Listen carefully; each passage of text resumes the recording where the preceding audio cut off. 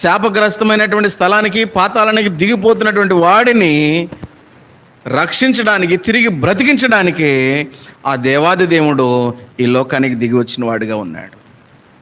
ఆయన ఈ లోకానికి దిగి వచ్చి ఏం చేశాడయ్యా అంటే బ్రతికించాడు. అతనిని, నన్ను బ్రతికించడానికి ఎఫెసీయులకు రాసిన పత్రిక 2వ అధ్యాయం 1వ వచనంలో మనం చూసినట్లయితే, ఎఫెసీయులకు రాసిన పత్రిక 2వ అధ్యాయం 1వ వచనం, అపరాధముల చేతను పాపముల చేతను చచ్చిన వారై ఉండగా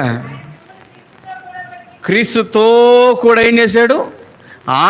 ఆయన క్రీస్తుతో కూడా మనల్ని బ్రతికించాడు. అంటే క్రీస్తు బ్రతికాడు అంటే ముందు ఆయన ఏం చేయబడ్డాడు? చంపబడుతూ వచ్చాడు.